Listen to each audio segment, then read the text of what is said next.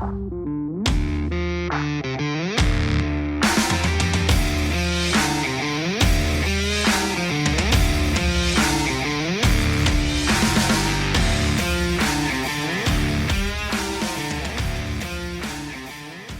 guys, it's Junior. Welcome back to my channel here at Horsepower Warehouse. Today we're going to talk about Corvette restoration, some of the automotive witchcraft that Rolls-Royce employs to make their cars so quiet, and we're going to speculate about why my shop is doing so well. So let's get right into it.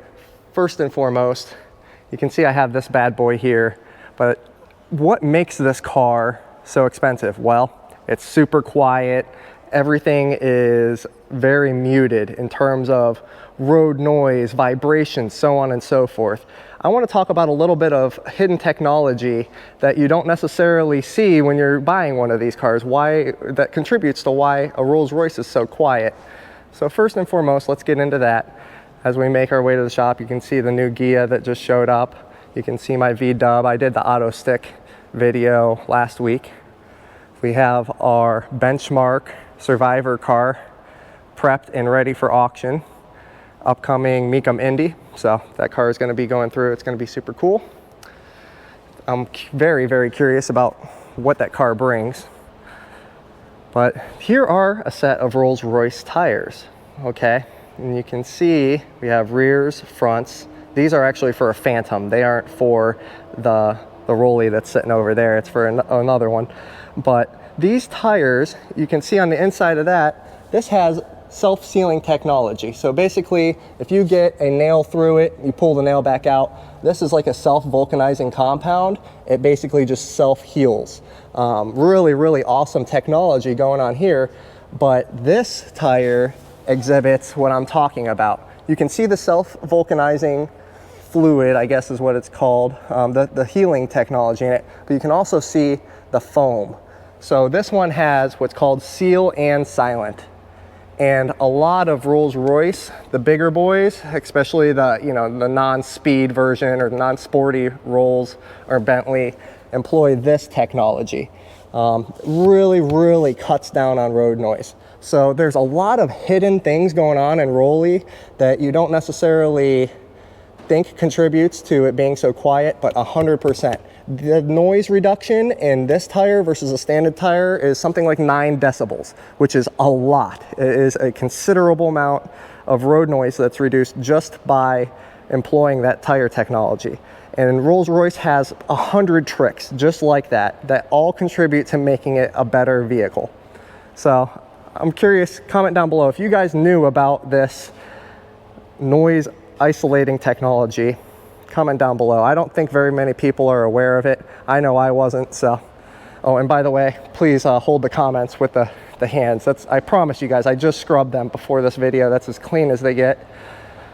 I have spent the last few days underneath White Widow. We have all 4 wheel wells completely coated. The engine bay is pretty much completely sanded down. It is coming out fantastic. Now I go overboard with the bottoms of my cars. Engine bay is not painted, it's being prepped, but all the wheel wells are there. It's really, really coming together. I'm ready to spray the engine bay on Monday. So basically my week has been spent in between these 2 cars, my 66 Trophy 427 and White Widow here. The Widow is almost ready to go back on chassis. Sean has been spending his time this week getting that all together. This one was not a frame off restoration. It was a very thorough cleanup. So you can see I have the entire engine pretty much blown apart in the front. I have sanded down, correctly epoxy primered the chassis, and then I went over it with a hot rod chassis black and satin. So it's durable. It's as durable as you're gonna get, short of going the full Monty, taking the body off and having everything powder coated. That's my next best, I guess is what I'll call it. If I'm gonna do a car that's a frame on restoration, That's the way I prefer to do it. Use the highest quality products as possible, but the reason my stuff comes out so much better, and that's kind of what I wanted to touch on with you guys, is it's all in the prep work. It's all in taking pride in craftsmanship. I have a lot of people that have left comments to the effect of your ego is getting too big and so on and so forth. Well guys, I mean, this is my shop. I'm working on my cars. I'm showing you my work. And I go so far out of my way to make sure my stuff is better than what my competitors are doing that that's the whole purpose of this channel. I'm showing you why my stuff is better. I'm hoping to raise the bar for everyone around me, but what it's essentially turned into is a long waiting list of people that are trying to get into my shop because no one around here will do what I do. So let's talk about the dynamics of a restoration shop. You have an owner who is trying to produce profit, and you have techs who are either paid on a commission basis, or they make a percentage of the final ticket, so they want to get it done as fast as possible so they make more money, or they are hourly and they really don't care how fast it gets done. They're being paid just to be there. So you kind of have to find the mix there. When you have an hourly worker and he wants to stretch out the job, you're not getting cars done and it's inefficient. So that's my job here and that's why I have one other guy that works with me, just because I literally do at least half of the tech work, and I'm making sure that my hourly guy is living up to he's pulling his weight, so to speak.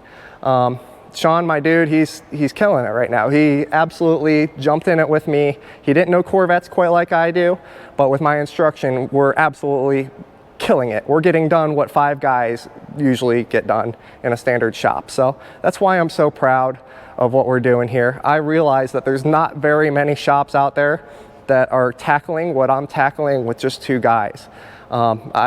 If you guys know of anyone else, please comment below. I'd love to check out their stuff. Because I'm always trying to improve my process. But I don't want you guys to think I'm overly proud of what I'm doing here, or I'm trying to pat my own back. I'm working really, really hard here, and I'm happy to show you guys what I'm doing, but I get a lot of nasty comments, so I just wanted to kind of put myself out there and explain that to you guys. With that being said, we have the 64 Saddle Tan 365 horse. That one is coming up. Check out the 3 different blues. What do you guys think about this? Light blue, medium blue, darker blue. It's pretty rare for me to have 3 Corvette hoods and all 3 colors laid out here.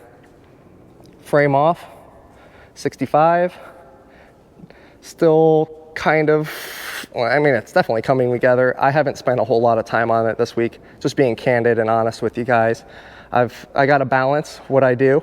So basically, if I'm waiting for parts on this one, I'll jump to the next one, and I just keep rolling. Same thing with this car. We have parts coming for this one, parts coming for that one.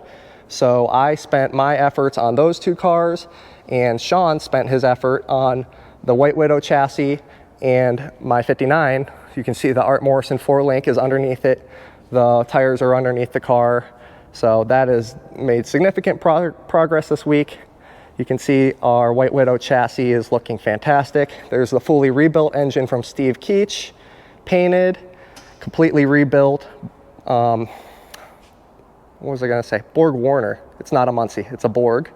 And then fully rebuilt rear end.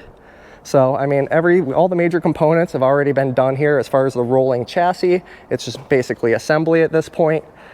It's very critical for me as the conductor of all this to make sure I get my parts coming immediately.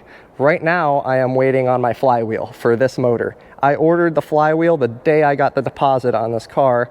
I'm a stickler about USA made stuff, so I could absolutely source, a flywheel from other companies, but I have a specific preference about who I use for especially my rotating stuff.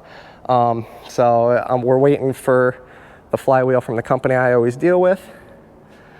And yeah, that's pretty much it. So kind of a short and sweet video this week. I'm not going to draw it out and try to make any additional content if I don't have anything cool to show you guys. But thank you guys so much for joining me. If there's anything else you want to see in particular, I'm going to do my best to try to accommodate you. We stay moving around here, so Next week, I'll definitely have some really cool stuff to show you. I'm anticipating on getting the White Widow underneath the chassis or on top of the chassis, and I'll probably share that process with you guys, how we put the body down. I definitely want to get that car off the paint. I'm anticipating my 66 Nassau customer's car coming in, so we got to make room. After the White Widow is on the chassis, off the paint, we're definitely moving forth full steam with my big block and my 65, both frame off cars. So thank you guys for joining me. Until next time, take care.